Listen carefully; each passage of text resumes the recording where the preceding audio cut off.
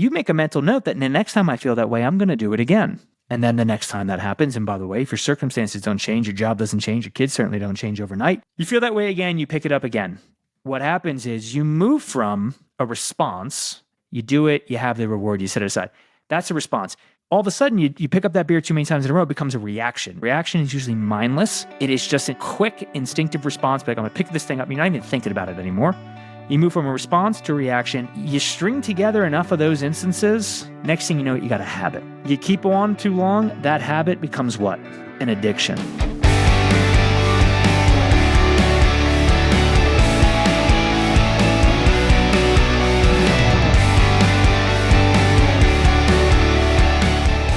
Well, hey, everybody, welcome back to the Live Deep podcast, where we dive deep on all things physical and emotional fitness to help you break free from unhealthy habits and mindsets. If you are new to the show, welcome. We're so glad you're here. Thank you for stopping by.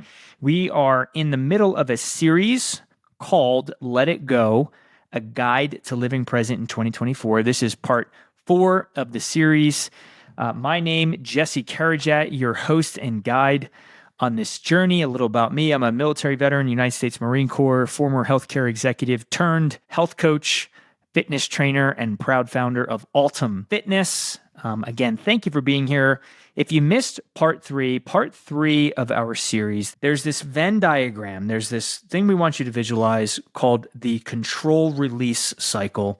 Up until now, we've focused on one half of that Venn diagram, which is control. What is control? How do we seek to control? And that includes environment, other people, ourselves. And how can that hurt our lives? And then how do you break free psychologically, emotionally from the need and desire to control? The other part of that Venn diagram is called release. Many of us these days in this overconnected, overly stimulated, overly stressed world that we live in, we spend our emotional capital in one of two places: controlling our environment, our schedules, our fitness, our health, our careers, etc., and then burning out from those areas in what I call release. And release are areas where that's quite literally what we're doing. We're escaping from the discomfort of burnout or overstimulation. Things like, and we're going to get into this deeper in this episode, but things like alcohol, social media consumption, digital consumption, binge watching, zombie scrolling. There's more, and we'll dive into it. But this series, the way it's unpacking is we started with control, and this episode is going to start to dive into what are the ways as humans that we escape. What are the unhealthy ways that we seek intervention from the negative feelings that we have? And then they are unhealthy, and that's what we're going to focus on. In later episodes, we're going to talk about healthy ways that we can do that. But for this episode, what are our escape mechanisms? Why are they harmful? And how do we know if we have an issue with them? So first, what we're going to start with is some brain science. So dopamine, if you haven't heard about dopamine or learned about dopamine, many people have started talking about dopamine because of A, great research out there on why it's important and what it is, and B, great minds, influencers, personalities that are bringing this category to us and this topic to us. A quick mention on dopamine, because I think it's a great way to set the foundation for what we're going to talk about here today. Dopamine is our brain's pleasure chemical. And there are very natural, very healthy ways for us to get dopamine and to enjoy those experiences. Things that you might think of right off the top of your head. If I asked you, what are some natural ways for dopamine? Well, love, connection, physical touch, social connections, things like that. Sex, chocolate, exercise. If you're picking up on a pattern here, it's not necessarily substances that we ingest or information that we ingest that's quick hitting, but just things that we naturally do that are healthy in a multitude of ways. And also release dopamine, which is, again, pleasure and joy. When we're uncomfortable and when we're stressed and pressured, for me, scatterbrained, overstimulated, there's ways out of that feeling. But then there's shortcuts. There's cheat codes. Cheat codes are things like alcohol. Things like alcohol, substances, most things that we could ingest, smoke, drink, or other, flood our systems with such an unnatural dopamine rush that over time, and this is getting way in the weeds, over time, those things, because it's such a powerful hit of dopamine, those things can completely rewire our brains. And there's this thing called the hedonic set point. Encourage you to look that up. Hedonic set point, Hedonic, set point.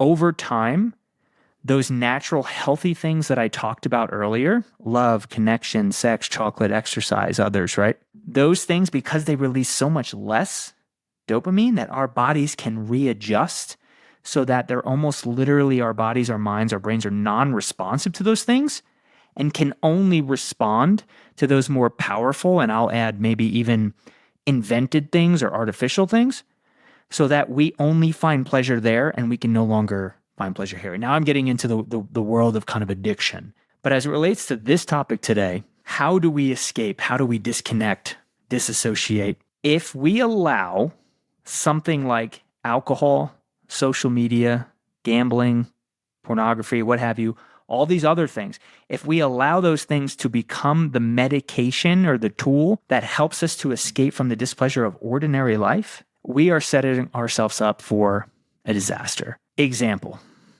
Let's just say you're like me, and one of the most uncomfortable parts of your day is when you're transitioning. You're transitioning from, say, work to family life, each of which has very unique stressors, and they can. But let's just say you finish up work, you didn't get to resolve everything you had to do in that day. You're looking forward, not even intentionally, but you know of, let's just say, some stressors or pressures that are coming in the next couple of days with your job, but you have to set all that stuff aside. You got to move right into being a parent, in this case, a dad and a husband. Dinner's on the table, big emotions, needy toddlers, everything's happening at once. You're uncomfortable because you didn't resolve what you had to do that day. You have to put that in a box, set it aside, put on this other hat, flip the switch, and you're just tense. And let's just say you discover that, hey, if I crack this beer, this 8.7 ABV, which means high alcohol beer, simply holding it makes me feel better, let alone drinking it, let alone feeling it.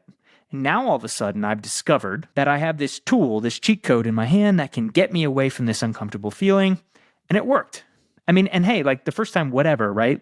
You drank the beer, it worked. You look back, you push through that moment, and then maybe you have a buzz, maybe you don't. I digress. But you're just like, hey, that thing worked. You make a mental note that the next time I feel that way, I'm going to do it again. And then the next time that happens, and by the way, if your circumstances don't change, your job doesn't change, your kids certainly don't change overnight, you feel that way again, you pick it up again, and you do it again. What happens is you move from a response, and we know that a response is an intentional reaction. I feel this way, let me think about it, pros and cons, I'm going to do it. You do it, you have the reward, you set it aside. That's a response. All of a sudden, you pick up that beer too many times in a row, it becomes a reaction. Reaction is far different than a response. Reaction is usually mindless. It is just a quick, instinctive response, like I'm going to pick this thing up. You're not even thinking about it anymore. You move from a response to a reaction. You string together enough of those instances, especially because it's helping and there's a reward system there. Next thing you know, you got a habit. You keep on too long, that habit becomes what? An addiction. You suddenly find yourself in the throes of an addiction. And that addiction is using alcohol as a crutch or a coping mechanism or as an escape mechanism to get away from uncomfortable feelings. Now you got a problem on your hands. And what do you do with that problem? It could persist. That's one example, guys, that I just chose alcohol, but you can see how that initial response can evolve over time, despite your best intentions, into something that's really problematic.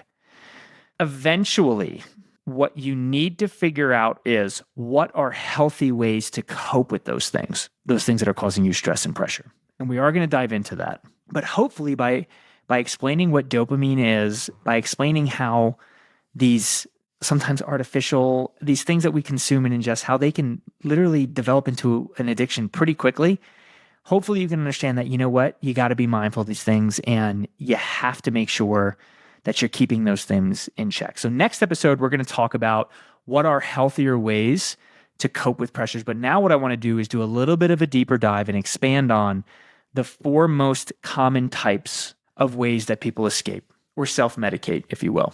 We talked about the first one, and it's a huge one, and that's why I led with it. And I won't linger too long, but alcohol and other drugs are probably the number one way that the common person copes with stress from control or burnout and all those things.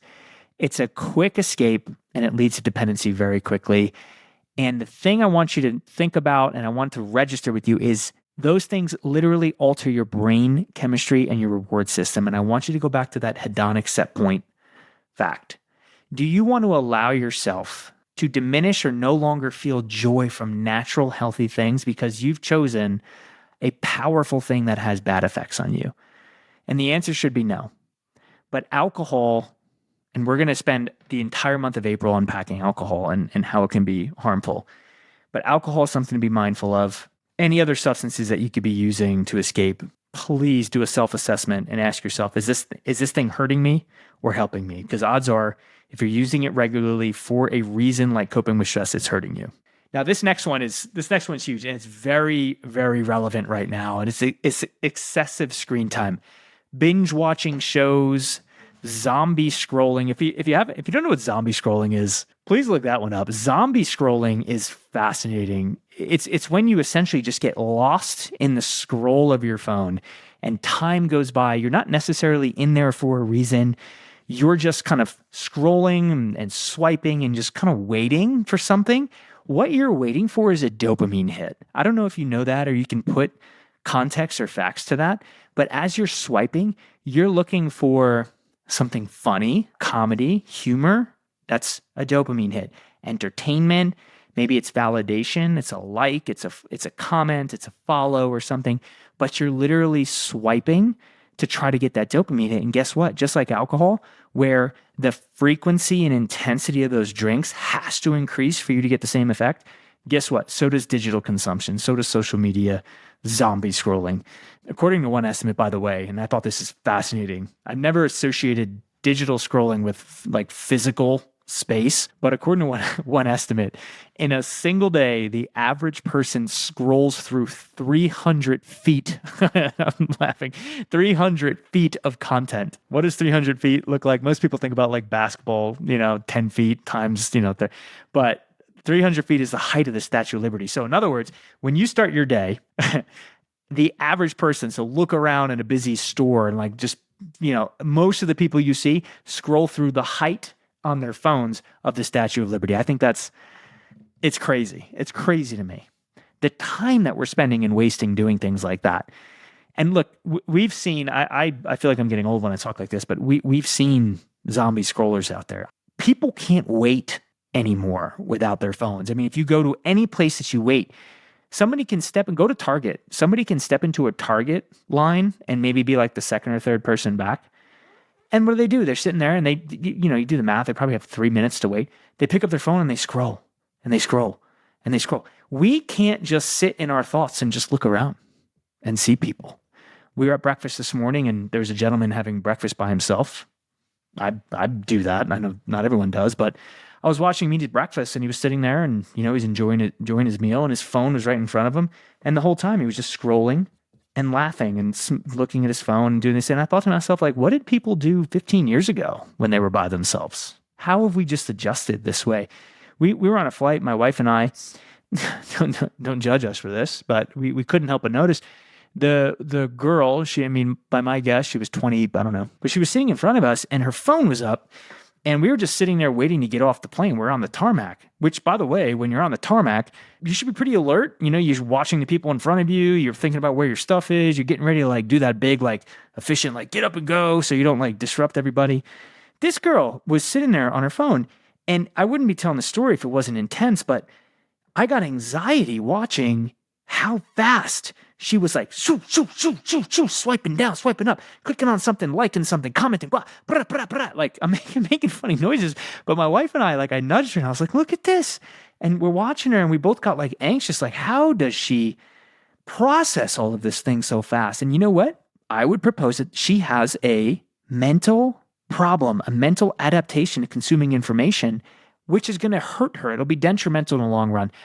I am going in a rabbit hole, but listen, if you find comfort by zombie scrolling, if you find comfort by turning your brain off, because that is what you're doing, you're saying, I'm uncomfortable over here, I'm going to go over here and I'm just going to scroll endlessly. What you're doing in an unnatural way is you're consuming information in a way that we are not built to consume at a speed that our brains are not built to compress and to actually understand. You are doing that to turn your mind off. That is not a healthy way to deal with stress. And over time, that can hurt you.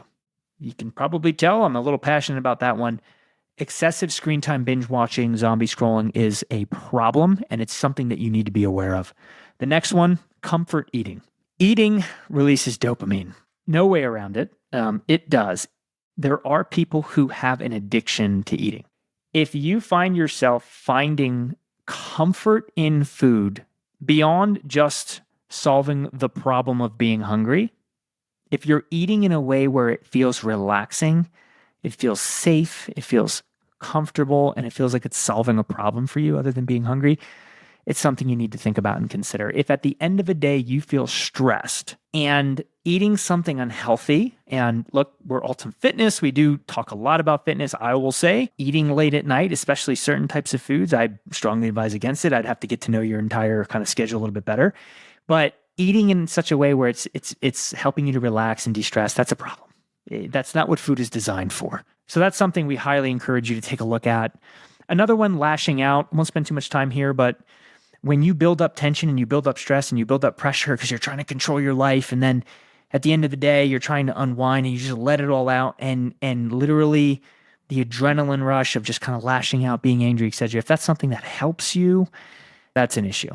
That's an issue you need to look at. And there's other ones, guys. There's other ways, and those are the major four. But again, I alluded to it earlier. Things like pornography, sex. Sex releases dopamine and it alters your brain. But if pornography or gambling, if those are ways that just feel like you're just unwinding and relaxing, all pink or red flags that need to be addressed. So just 3 takeaways here on the brain science of things until we move on until like, how do you know if you have an issue at this point? So the first, just revisiting, our brains are wired to seek out activities that release dopamine. It's all about whether or not you feed your brain healthy or unhealthy alternatives. So our brains are wired for this, and you need to be aware of that. Secondly, takeaway, if we consistently choose the unhealthy things, unfortunately, the unhealthy things are the things that flood our brains with dopamine and can take over that system and diminish the healthier ways. And then you find yourselves in a problem. So the unhealthy ways are the ways that are just more addictive and more problematic. And then over time, if you allow that cycle to continue, again, you'll find yourself in an addictive state, which can be hard to break. And we're here to help with that. But look into the hedonic set point and why it is from a neurological place and from a brain chemistry that it's really hard to break those addictions once they form. So now we're going to get into how do we know already if we've succumbed to these and if we find ourselves in the throes of or in the holds of some of those escape mechanisms. But before we do, I have to give a quick public service announcement about our Ultimate Fitness app. Our Ultimate Fitness app is going to be launching on St. Patty's Day 2024. What is it? Why does it matter? And how are we different? Ultimate Fitness apps, here's the first thing. Any fitness app should have some basic stuff if it's worth its salt. Amazing fitness programs by experts that design them. We've got that. Check. Videos, tutorials, dialogue, things to help you understand those programs. We have those. Check. Integrations with wearables, things like Apple Health, Garmin, Fitbit, you name it. It should be doing that. Check. We've got that. Tons of on-demand programs, things like yoga, meditations, anything you could need to supplement your main fitness program, check. We've got all that. But what Ultimate Fitness is and what makes us special and different, and it's that the whole mission behind this whole organization is habit change programs. We've got day-by-day guidelines to help you break free from some of these destructive habits that we're talking about. So we've got an AF30, that's Ultimate Fitness 30-Day Alcohol Reset Program that's in our app that you can jump into whenever you want. If you ever want to do a 30-day dry challenge to cut back or cut out alcohol. We've got a digital addiction course. We just talked about the problem with digital addiction. That's why I'm so passionate about it. But we've got a course in there for 14 days. If you want to step back from digital addiction, and maybe you don't call it addiction, but just digital consumption, we can help you with that and then set really healthy guidelines going forward so you don't fall into some of the issues that we just talked about. We have a caffeine cleanse in there, and we're going to be rolling out different habit change programs. So we've got habit change programs, and then we also have the tribe community. It's a companion community. The coaches I mentioned earlier, including myself, We're in there every day answering questions, posting content. There's resources, flip books, guides. I can't tell you how many things are in there. And there's also events on a monthly basis where our coaches will step forward and we can have ask me anythings and questionnaires and just kind of help you on this journey. Because what we want to do is we want to, wherever you find yourself now, we want to meet you there, and we want to just remove bad habits, replace them with good ones, add in a fitness program, and get you looking, feeling, and living your best life yet as soon as we can. So look out for that, guys. Ultimate Fitness app, 3/17/2024, coming your way. Back to the show. So here's how you can understand if you are caught in this cycle of unhealthy release mechanisms. And let's go through those questions. So there's 4 questions that I would ask you to ask yourself. The first one, do you often find yourself turning to any of the different escape routes that I just laid out? Ask yourself, pick one, pick multiple ones, lay it out, ask a partner, spouse, friend, how often am I doing this? Because if it's often, and what is often, I would say, more than regularly, more than once a week, more than twice a week. If you're doing it habitually, then that's a pink flag. The second one, after you engage in whatever yours is, it could be multiple, do you feel guilt or regret? And look, guilt and regret is not this incredibly obvious emotion or feeling. Guilt is more of an insidious kind of heaviness where you're like, that you were just doing something unhealthy. You spent too much time in that thing. You had 1 or 2 more beers. You did something wrong, but maybe you move so fast in the next day that you don't really sit in that. But I want you to sit in that and ask yourself, how do I feel after I'm doing this thing? If the answer is, I feel shameful, follow that instinct and move in an opposite direction. And we can help with that. The next one, and this gets into the kind of classic addiction diagnosis, but are those behaviors affecting your relationships, your responsibilities, anything in a negative way? Quick aside for me, this was this question. And I wish I had someone that pulled me aside and forced me to answer this question the way that I'm kind of forcing you to, or inviting you to. This is the one that really made me realize and for me, full disclosure, and if you haven't followed the podcast, go back to episode 2. I tell my story about alcohol, but this is the one where I was like, oh yeah, I've got a problem here. Because for me, it was relationships. It was in the moment when I was self-medicating with alcohol to reduce my essentially corporate burnout. I was not present. I mean, I was present. I probably, you could even see me dancing with my kids or being goofy and whatnot. But like, I was self-medicating with alcohol. I wasn't fully present. There was tension in my marriage because obviously, with a spouse, like it everything you do, you're right there with it and you know what's happening. And then the next day for me, it was impacting like my ability to enjoy my life and feel pleasure. So ask yourself that question. Is your habit impacting your relationships? And then this is the last one. And again, this isn't tried and true kind of like addiction questions here, but have you tried to stop whatever it is and you were unsuccessful? You told yourself, even if it was a mentally no, you know what? I'm not going to zombie scroll tomorrow. And then you did it again. You've got yourself a habit. So again, those 4 questions, do you do it often? Do you feel regret or shame after doing it? Is it impacting your relationships, responsibilities, etc.? And have you tried to stop and failed? If your answer is yes to one or any of those questions, highly encourage you to tune in next week when we talk about what are some healthy ways and how do we break free from those coping mechanisms. So next week, as I mentioned, the kind of theme of the episode is when stressed, don't consume, connect. Love that. That's a quote. Don't consume, connect. What are the things that we consume? We consume information. We consume entertainment. We consume alcohol. We can ingest things, right? Don't do that. Connect. Connect with yourself, meditation, mindfulness, connect with other people, social activities, your spouse, your partner, whatever. Those are the things that we want to introduce. Don't consume, connect. So we're looking forward to next episode, which is part 5. We certainly hope that you stick around and you join us for that. If you found this episode insightful, please, even if you didn't find it insightful, we're a new company and a new podcast. We would so much appreciate if you could just drop into the show and rate our show, follow our show. And if you would please, if you did enjoy or benefit from this or know someone who would benefit from it, please share it with someone. We'd be so grateful. That is how we reach more people. And that is the mission of the Live Deep podcast and Ultimate Fitness. So thank you for being here. We will close on an incredible quote from Viktor Frankl. If you don't know Viktor Frankl's work, he's a Holocaust survivor, psychotherapist, and psychiatrist. He did amazing work on the importance of meaning and purpose in life. And the quote is, "Between stimulus and response, there is a space. In that space is our power to choose our response. And in our response lies our growth and our freedom." And that's our wish for you. We wish you growth and freedom from unhealthy habits and mindsets. Thank you for being here on the Live Deep podcast, and we will see you next time. Many blessings.